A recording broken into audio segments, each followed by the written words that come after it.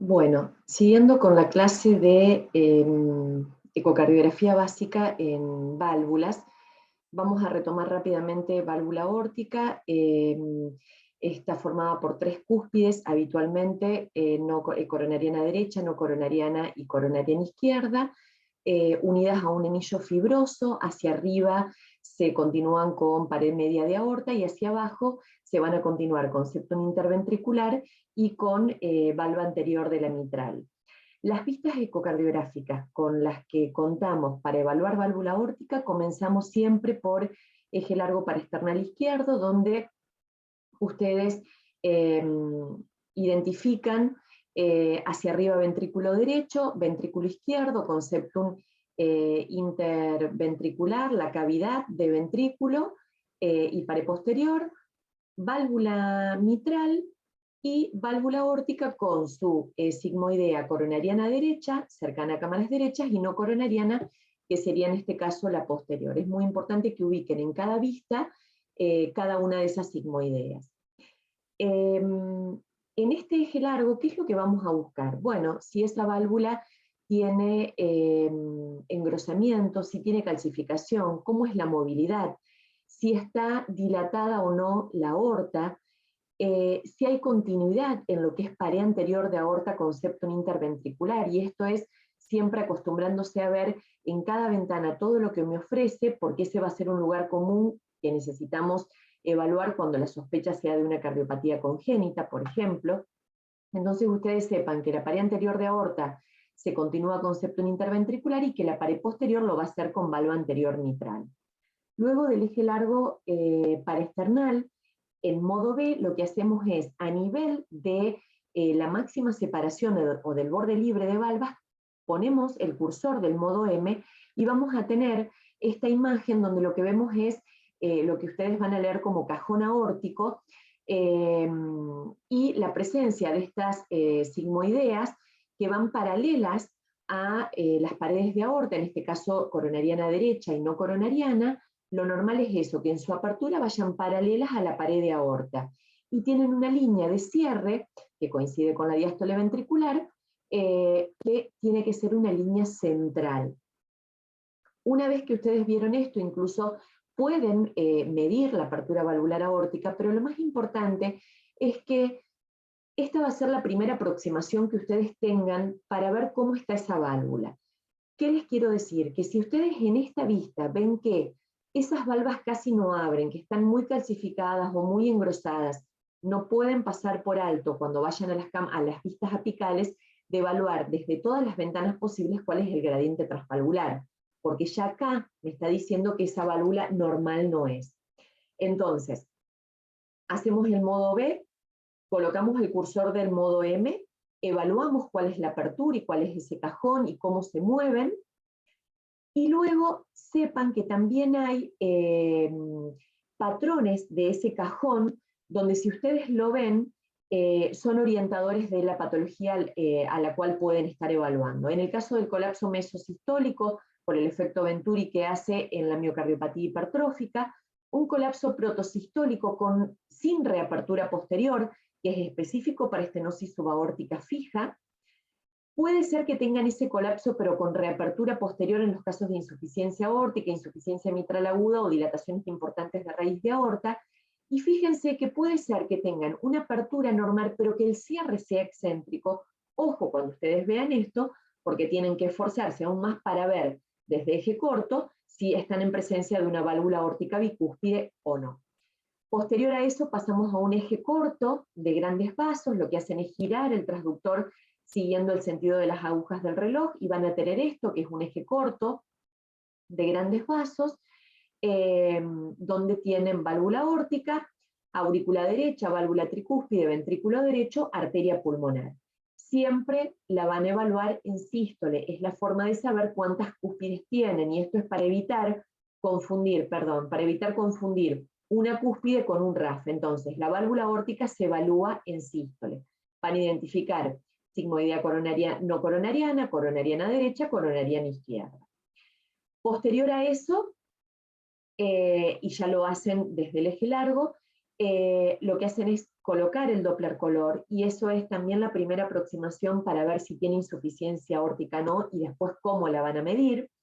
Sepan que siempre tienen que medir todo lo que puedan de arteria aorta. En general hacemos mediciones a nivel de senos de Valsalva, unión sinotubular y porción tubular. Eso lo tienen que hacer, y después cuando vayamos a evaluar aorta ascendente, descendente y callado, lo van a hacer desde ventanas supraesternales. Pero desde un eje largo para external lo que van a hacer es evaluar esas tres dimensiones. Y siempre se describe en el informe que vayan a hacer. En este caso, fíjense que la apertura es normal, es una trivalvar, pero que tiene un déficit de coaptación, coincidente con esta insuficiencia aórtica que ven por el Doppler color. Fíjense acá como esta apertura es claramente distinta a las que habíamos visto, y tiene esta apertura que se llama endomo, y que cuando le ponemos el Doppler color vemos este jet regurgitante, y que además tiene un cierre excéntrico. Lo que otra de las técnicas de las mediciones que hacemos es pasar el Doppler color por tracto de salida y comparar cuál es el ancho del jet regurgitante y cuál es el ancho del tracto de salida. Si bien acá no vamos a ver la cuantificación que se hace de valvulopatía aórtica, pero sepan que es una de las herramientas que van a usar para después dar los criterios de severidad. Entonces lo que hacen es pasar el cursor por el tracto de salida y obtienen lo que es ancho de jet regurgitante y ancho de tracto de salida. Entonces tenemos estos datos que me hacen pensar que cuando veo una apertura endomo con un engrosamiento sobre todo del borde libre, con un cierre excéntrico y un jet regurgitante, tengo que esforzarme para ver si no estamos ante presencia de una válvula aórtica bicúspide. Lo más frecuente es que las válvulas tengan RAFE, las que no tienen RAFE generalmente permanecen más tiempo normofuncionantes, y de los tipos de RAFE la más frecuente es la unión de coronariana derecha y coronariana izquierda. Nuevamente la van a evaluar en sístole desde eje corto para external izquierdo. En este caso, con fusión de coronariana derecha y coronariana izquierda, y acá fusión de coronariana derecha y no coronariana. Cuando ustedes vean la presencia, esto es una imagen de tránsito esofágico, ¿no? Pero es como una imagen en espejo del eje largo para external. Cuando ustedes vean esta imagen de prolapso, preanuncia o conlleva la aparición de una insuficiencia aórtica que generalmente es grave. Lo más frecuente es que las válvulas aórticas bicúspides disfuncionen, sea por estenosis o sea por insuficiencia. En general, lo que evaluamos, además de la presencia si es o no bicúspide y dónde tiene lugar el RAFE para ver cómo es la fusión, también informen si hay engrosamiento, si hay calcificación y cómo es el tipo de cierre. Este es el caso de una paciente que ya tenía el diagnóstico de una insuficiencia valvular aórtica y que en efecto la tiene, y la ven acá. Lo que medíamos es el ancho de jet y el ancho del tracto de salida desde un bidimensional. Parecía trivalvar. Cuando le hacemos el transesofágico, en realidad vemos que es la que se llama en imagen de trébol de 4 hojas, es una cuadricúspide, con un déficit de coaptación justo en el punto en el cual se juntan las 4 cúspides, y ese era el sitio de origen de esa regurgitación, pero que desde afuera la verdad es que nos parecía trivalvar, o sea, terminamos de definir con el transesofágico. Casi que teníamos que llevarla al punto de semicierre para poder mostrarla mejor, porque acá ahora sí lo podemos ver mejor, pero en su momento parecía trivalvar. Cuando la llevamos al punto de semicierre vemos claramente las 4 cúspides y la zona de coaptación, la zona de no coaptación es esta parte central, coincidentemente donde se originaba la insuficiencia aórtica, que la veíamos ya igualmente desde transtorácico. Este es un corte de transesofágico. Todas estas vistas y todos estos elementos ustedes los tienen que tener muy presentes, porque es con lo que después van a cuantificar cuando estén en presencia de una valvulopatía. Entonces, sepan ver dónde se origina el jet, cuál es el ancho, cuál es la vena contracta que miden de ese jet. En este caso medíamos una vena contracta de 4 milímetros. No los voy a confundir con medidas, esto lo van a ver con enfermedad valvular, pero son todas vistas o datos que ustedes tienen que tener para después ponerle la severidad. Acá lo que hacemos es medir ancho de jet y ancho de tracto, como les contaba, ven la extensión del jet y ven la dirección. Luego que evaluamos todos estos elementos, desde vistas paraesternales, nos vamos a vistas apicales, de 5 cámaras, es donde ustedes evalúan aorta, con lo cual esto va a ser septum interventricular anterior, siempre evalúan qué relación con septum y qué relación con valva anterior, y lo que hacen es colocar el Doppler pulsado a 1 centímetro de tracto de salida para obtener lo que es la velocidad en tracto de salida y el BTI a ese nivel. Luego, a ese mismo nivel, colocan el cursor del Doppler continuo y van a tener la velocidad transvalvular aórtica. Entonces, tracto de salida lo miden con Doppler pulsado, válvula aórtica lo miden con Doppler continuo. Y obtienen estas señales. ¿Sí? Lo que hacen es remarcar todo el borde para obtener esa integral de velocidad-tiempo, con velocidades que aproximadamente están a este nivel, y con el Doppler continuo a ese mismo nivel voy a tener la velocidad transvalvular aórtica, que ronda alrededor de 1.3 hasta 1.6. ¿Para qué necesitamos esto? Sepan que no siempre estos parámetros pueden estar alterados en presencia de disfunción valvular. A veces hay estados de hiperdinamia donde van a tener velocidades más altas de lo normal y no necesariamente implican enfermedad valvular. Entonces van a ver que todas esas velocidades están alteradas, incluso también en válvulas auriculoventriculares.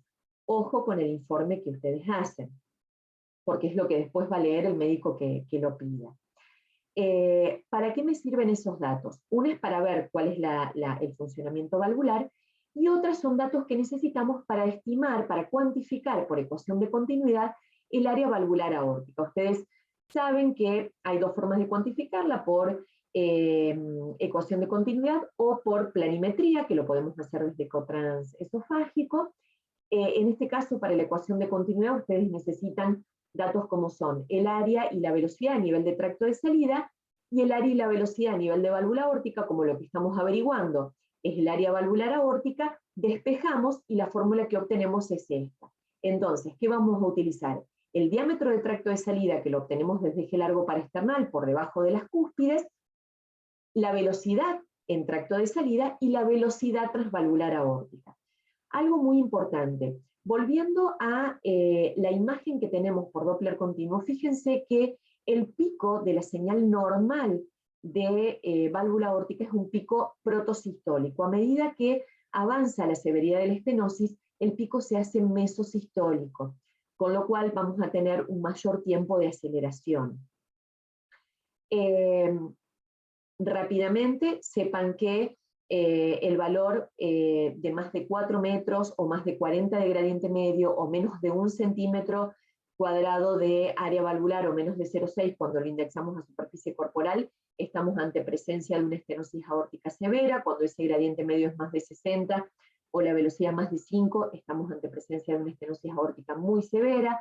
Esto lo van a ver en valvulopatías, pero sí corresponde que en esta clase sepan cómo medir o cómo obtener estos datos, que son los que le van a permitir cuantificar el área por ecuación de continuidad. Otra cosa muy importante, la investigación que ustedes hagan con el eco de válvula aórtica no termina en el transvalvular aórtico por cortes apicales. Tienen que buscar todas las ventanas. En este caso, un segundo espacio intercostal lo pueden hacer también desde ventanas apicales. A veces puede ser que no obtengan un buen gradiente desde 5 cámaras y sí lo obtienen del segundo espacio. Entonces, nuevamente volvemos. Si en el modo M ustedes ven que es una válvula que no abre, busquen todas las ventanas que tienen a mano para intentar cuantificar lo mejor posible la severidad de esa valvulopatía.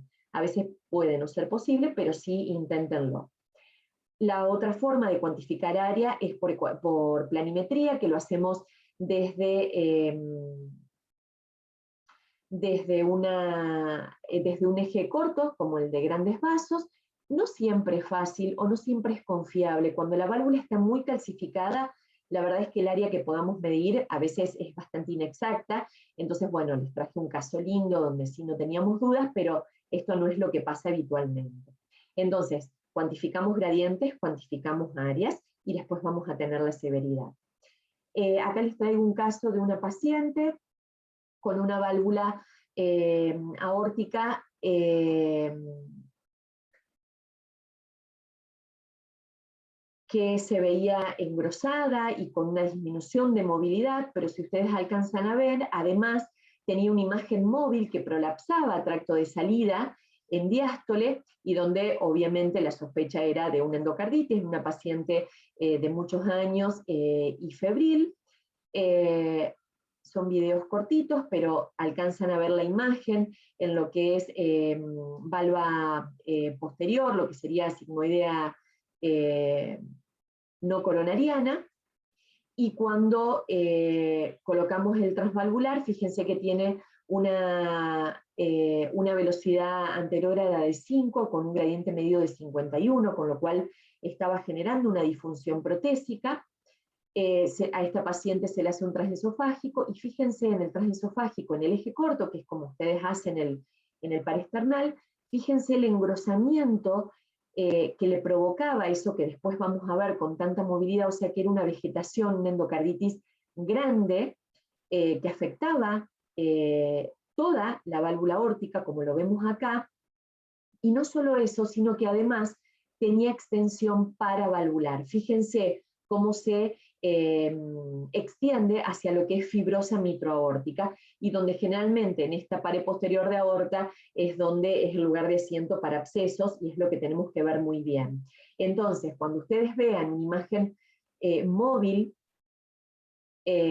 a nivel de cualquiera de las válvulas, en este caso de válvula aórtica, lo que tienen que hacer es describir muy bien qué características tiene la movilidad, qué tamaño, siempre clínica médica le importa saber el tamaño, porque para la toma de decisiones está muy bien, y muchas veces los estudios vienen generados por el servicio de clínica médica, entonces informan dónde asienta, qué tamaño tiene, qué movilidad tiene para saber si es un proceso crónico o no, si tiene extensión perivalvular, y en este caso habría que informar si se extiende anillo o no, para ver si es un lugar que tengamos que controlar más de cerquita porque se puede abscedar, y si tiene extensión paravalvular, como es el caso de una severa endocarditis infecciosa. Fíjense que se ve muy bien la vegetación en válvula aórtica y la extensión paravalvular.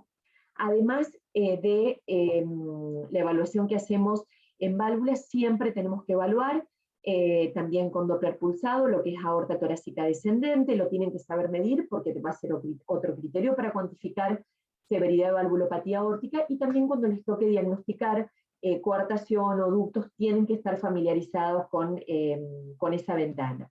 Lo mismo, cortes abdominales para ver aorta abdominal, les va a servir para coartación y les va a servir para cuantificar valvulopatía aórtica. Y una cosa muy importante que no deben dejar de informar, como veíamos, son las mediciones a nivel de raíz de aorta, informan anillos, senos de Valsalva, unión sinotubular y porción tubular. Siempre las medidas deben ser indexadas a la superficie corporal y son diferentes para hombres y para mujeres. Cuidado con no cometer errores como esto, que no está desplegado bien el seno de Valsalva. La medición correcta tiene que estar bien desplegado. Y hay una cuestión muy importante, sobre todo para los cardiólogos, cuando después tenemos que definir si estamos en tiempo quirúrgico o no de esa válvula, es el método que elegimos para hacer el seguimiento de esas mediciones y cómo se hacen las mediciones, ¿sí? Pequeñas diferencias de 2 o de 3 milímetros pueden corrernos hacia un lugar u otro de la indicación quirúrgica. La válvula aórtica bicúspide altamente asociado a dilataciones de aorta, ya sea en porción sinusal, ya sea que respete la raíz y lo que se dilate sea lo tubular. Entonces, sea o no una válvula aórtica bicúspide, la información de aorta la tenemos que dar. En el seguimiento de una dilatación siempre elijan el mismo método, y es importante que se aclaren cosas como, por ejemplo, si se hace en sístole o en diástole, porque fíjense que 1 o 2 milímetros puede haber de diferencia en qué parte del ciclo la medimos, generalmente hay que medirla en mesodiástole. Si las mediciones se hacen incluyendo o no pared, si se hace de pared a pared o de comisura a seno, todas esas indicaciones las tienen para los que hacemos tomografía, las tenemos que informar, y para los que reciben el informe sepan que quien lo informó, cómo lo hizo. para que los controles posteriores sean hechos de la misma manera. Precisamente esto es lo que les decía. Esas diferencias de 2, de 3 milímetros nos pueden estar corriendo hacia un lado o hacia otro de la indicación quirúrgica o de la indicación de reparación a nivel de la válvula. Con respecto a la válvula mitral, todos sabemos, asienta sobre un anillo fibroso, valva anterior, valva posterior, cada una con sus 3 festones, unidas hacia músculos papilares por cuerdas que pueden ir desde basal, porción media, a la porción apical. Dentro de las ventanas ecocardiográficas que tenemos para evaluar válvula mitral, bueno, es el eje largo paraesternal, donde ven valva anterior, que se continúa con pared posterior de aorta, que vimos antes, y valva posterior, que en general es de dimensión más chica que la valva anterior, sus tres festones, comisura anterolateral y comisura posteromedial. Esto es un eje corto a nivel de válvula mitral. Vieron que en el eje corto, recién veíamos con válvula aórtica lo que es el eje corto de grandes vasos. Para válvula mitral nos vamos hacia un corte ventricular, y cuando ustedes hacen el barrido desde lo basal, medio ventricular a nivel de músculos papilares o porción apical, no, nos vamos a lo basal, que es el plano de válvula mitral. Luego, ya desde ventanas apicales, van a evaluar desde 4 cámaras y van a evaluar desde 2 cámaras. Esto es desde transtorácico. Nuevamente, lo que hacemos es, comenzamos con eje largo paraesternal, vemos la movilidad, el engrosamiento, la calcificación, lo vemos en sístole y en diástole, vemos si hay imágenes agregadas o no, vemos si la apertura normal, que es de esa valva anterior llegando a septum, es como debería ser o está restringida. Por supuesto, así como vimos que en cámaras derechas se evaluaba, en válvulas derechas se evaluaba todo lo que era ventrículo derecho y aurícula derecha, con esto pasa lo mismo. Y en este caso tenemos que evaluar si además no estamos ante presencia, por ejemplo, de alguna imagen de necrosis a nivel de pared posterior o de septum o de alguna de las otras paredes. Siempre se evalúa ventrículo, siempre se evalúa aurícula izquierda. Lo que hacemos luego es, en el borde libre de valva anterior, cruzamos el modo M y vamos a tener esto que se llama ecograma mitral, donde tenemos un pico E de apertura, de llenado rápido mitral, luego una diastasis donde hay una menor diferencia de gradiente de presión entre aurícula y ventrículo, porque esa aurícula ya volcó parte de su contenido por la eyección rápida, y acá es un poco más lento, y luego en los pacientes con ritmo sinusal, la patada auricular que termina de eyectar ese contenido. Luego un segmento que se llama CD, que es una línea de cierre, y sepan que en esta línea de cierre hay elementos que nos pueden orientar hacia lo que estamos estudiando. Lo normal entonces, pico E, diastasis, pico A. Esta distancia mitroseptal es una primera aproximación de la función. Si está con un septum interventricular secuelar, por supuesto que va a estar aumentada, pero en el caso normal debería ser menos de 7 milímetros. Luego de eso, podemos medir también el grosor valvar. Sepan que lo normal tiene que ser menos de 2 milímetros, pero se mide en diastasis, y como se los muestro acá, en este caso, por ejemplo, el paciente estaba con FA y el grosor era de 6 milímetros.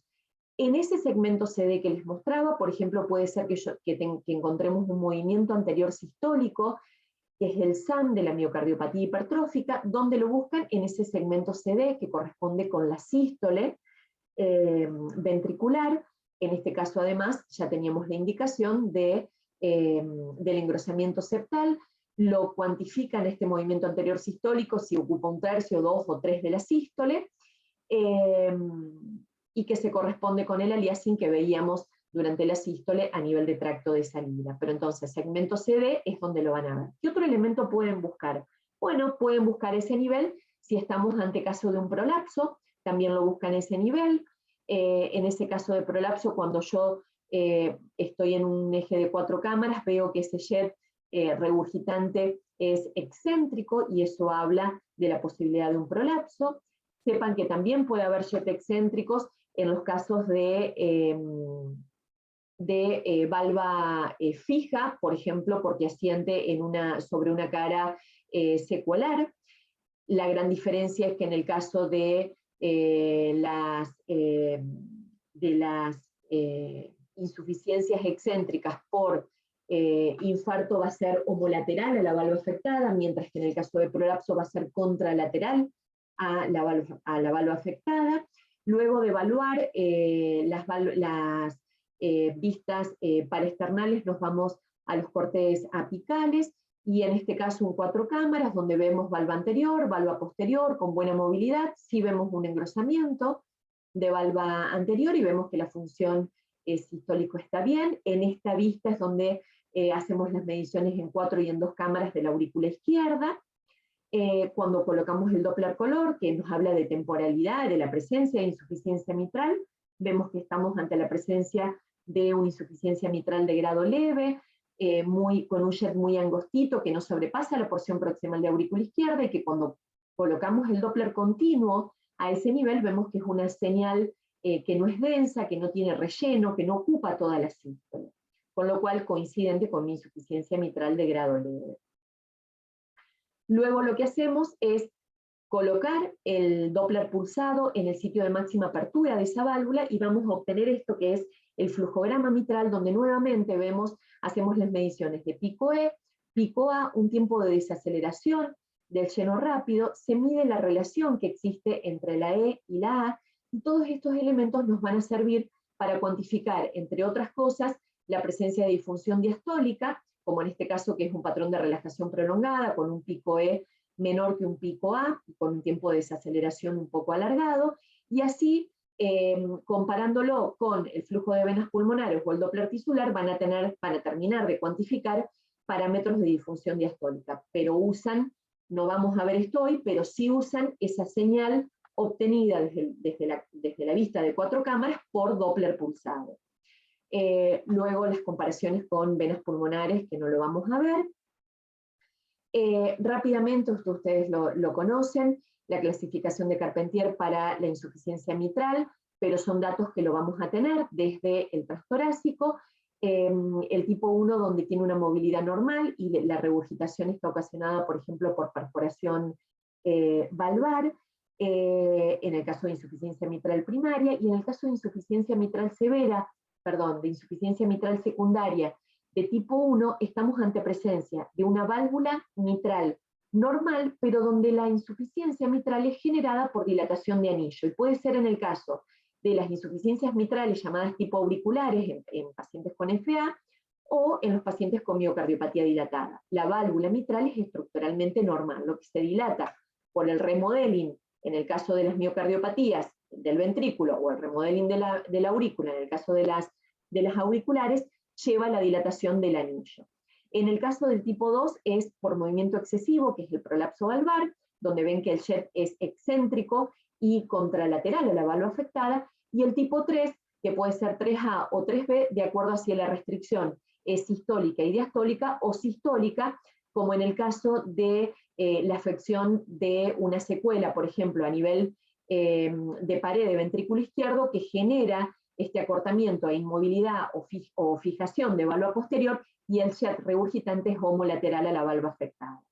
Este es un caso, por ejemplo, de un paciente donde fíjense que la apertura de esta valva no es con el borde libre hacia septum, sino que lo que hace el flujo es acomodarse en el cuerpo de la valva, y esto es lo que se llama apertura en domo, porque lo que tienen es fusión comisural. Entonces, la apertura se hace en domo, y lo que se disminuye obviamente es el orificio valvar.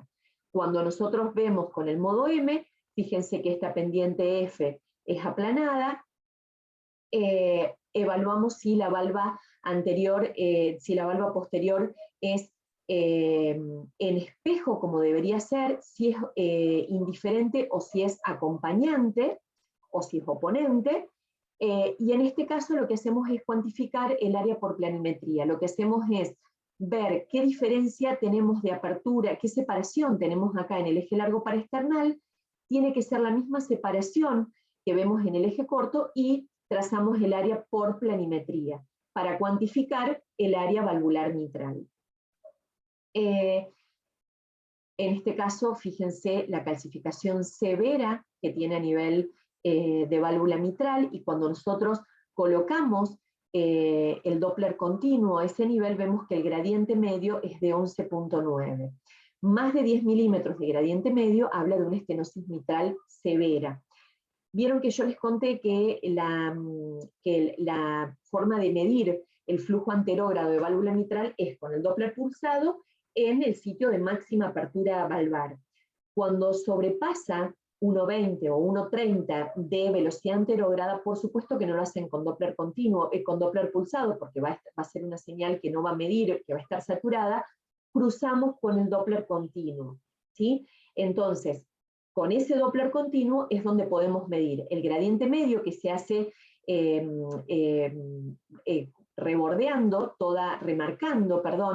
toda la señal, y me va a dar todos los gradientes medios que existen bajo esa curva. Ese gradiente medio más de 10 es severo, menos de 5 es leve. Y también puede ser que yo obtenga un área, lo veíamos por planimetría, pero también puedo obtener un área por pressure que se hace llegando esa línea hasta el final de la diastasis. Y también es otra forma de cuantificar el área. Menos de 1 va a ser una estenosis mitral severa. Este es el caso, fíjense, valva posterior que cae claramente por detrás de la valva anterior, con un jet regurgitante de insuficiencia severa que ocupa prácticamente toda la aurícula izquierda, y que cuando lo vemos en movimiento, fíjense que esa valva posterior de la mitral cae por detrás del anillo. En la definición de prolapso valvar tiene que ser un descenso de esa valva, sea la anterior o la posterior, 2 milímetros por detrás del plano del anillo. ¿Sí? Se los vuelvo a mostrar, está bien clarito. Este es el caso de un prolapso de valva posterior. La forma de medir el anillo, ¿sí? Es desde una vista de 4 cámaras, y sepan que está dilatado cuando el diámetro es mayor a 35, cuando el cociente entre el anillo y la valva anterior es más de 1.3. Nuevamente, cuando ustedes ven jet regurgitante, o sea, para todo lo que es insuficiencias valvulares, lo van a medir con Doppler continuo, porque con Doppler pulsado van a tener una señal saturada. Esto nuevamente lo que hicimos es colocar el pulsado por donde nosotros, colocar el continuo por donde ustedes ven el Doppler color. Tienen que estar bien alineados al flujo color, por eso es la importancia. Con el Doppler color yo es la primera aproximación, veo que tiene insuficiencia, veo hacia dónde se va, y tengo que alinearme lo mejor posible a ese jet regurgitante para obtener la mejor velocidad anterógrada que pueda. Y en este caso tenía una velocidad anterógrada de 1.82, con lo cual, si no hay estenosis, si no hay restricción de su apertura, esta insuficiencia es un criterio de severidad, esa velocidad anterógrada que estoy midiendo. Claramente, cuando hay dudas del mecanismo de la insuficiencia, o para terminar de cuantificarla, recurro al eco transesofágico, que no se los voy a mostrar ahora, esto lo van a ver cuando cuantifiquen valvulopatías. Una cosa muy importante, puede ser que tengan prolapso, como en este caso que es una válvula Flame, o puede ser que tengan prolapso de todo el cuerpo y el punto de coaptación, o en otros casos pueden ser que lo que tengan, que ustedes vean como prolapso, sea el cuerpo valvar, pero que el punto de coaptación no sobrepase los 2 milímetros del plano del anillo. Entonces, ojo con eso, esto lo cuantificamos claramente mejor desde transesofágico. Pero es muy importante saber el mecanismo, porque es con lo cual ustedes después van a terminar de definir la forma de tratar esa valvulopatía. En este caso, fíjense, un transesofágico donde también tenemos, fíjense que es una valva posterior con ruptura de cuerda, que se ve como una imagen como de látigo, muy chiquitita, con movimiento serpenteante, con lo cual nos daba este jet regurgitante de insuficiencia mitral excéntrico a la valva y contralateral a la valva afectada. Puede ser que yo tenga diferentes tipos de engrosamiento, desde déficit de tejido hasta un caso severo de enfermedad de Barlow. Hay formas muy claras de cuantificarlo, como en este caso, por ejemplo, que puede ser que yo tenga una ruptura de cuerda con una eversión de esta valva, a que tenga diferentes grados de engrosamiento valvar, que todos van a generar insuficiencia. También claramente lo puedo cuantificar con eco 3D, donde esto lo estoy viendo desde la aurícula y donde me marca cuál es el segmento prolapsado, y este lo estoy viendo desde ventrículo, pero bueno, no es la charla, no es el motivo de la charla. Sepan que la medición del anillo siempre la tienen que hacer, y después en el caso de las insuficiencias mitrales, cuando son funcionales, hay mediciones que se hacen, como la altura de coaptación o el área de tenting, y que todas salen desde ventanas transtorácicas. Después las corroboramos desde ventanas transesofágicas, pero son medidas que ustedes pueden ir viendo desde ventanas transtorácicas. A los fines de resumir, desde ventanas paraesternales ustedes van a ver qué afección valvar tienen y si tienen insuficiencia o no. Desde vistas apicales van a ver la orientación del jet y van a cuantificar por Doppler pulsado o por Doppler continuo cuál es el grado de esa insuficiencia. Lo van a ver cuando vean valvulopatías, pero son todos estos los elementos que tienen que saber. Doppler pulsado en el borde libre, si ustedes ven que supera el 1,40 de velocidad, colocan el pulsado para tener mejor medición, ven qué señal tienen de regurgitación, si ocupa meso y telesístole y no se llena toda la señal, quizás sea leve. Si llena toda la señal y es bien densa, generalmente es severa. Pueden medir vena contracta, pueden ver la extensión a venas pulmonares, y pueden medir, de acuerdo a si van a hacer cuantificación de Doppler o no, cambia dónde tienen que poner la muesca, que en el caso de los parámetros cuantitativos, la muesca no se pone en el borde libre de válvula mitral, sino que se pone a nivel de anillo.